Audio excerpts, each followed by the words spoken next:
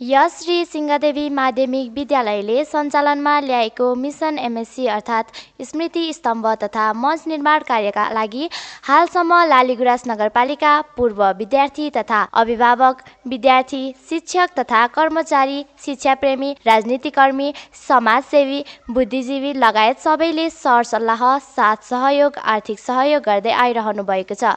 हालसम्म सहयोग गर्नुहुने सबैलाई धन्यवाद दिन चाहन्छौँ। स्मृति स्तम्भमा शिलालेख कार्य सुरु भइसकेको हुँदा सहयोग गर्न चाहनुहुने महानुभावहरूमा यही मङ्सिर मसान्तभित्र आर्थिक सहयोग गरी आफ्नो स्थान सुरक्षित राख्नु न अनुरोध छ।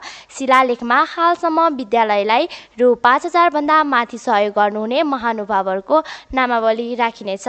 साथै यस कार्यको सफलताको शुभकामना सहित लालीगुराँस नगरपालिका वडा नम्बर 8 घर भई हाल काठमाडौँ बस्नुहुने यस विद्यालयका पूर्व विद्यार्थी यमुना तिमसिना रेग्मीले नगद रु 5,100 आर्थिक सहयोग गर्नुभएकोमा हार्दिक धन्यवाद व्यक्त गर्न चाहन्छौँ। यस कार्यलाई सम्पन्न गर्न विद्यालयलाई अझै पनि रकमको अपुग भएको हुँदा यहाँहरूको सहयोगको अपेक्षामा छौँ। धन्यवाद।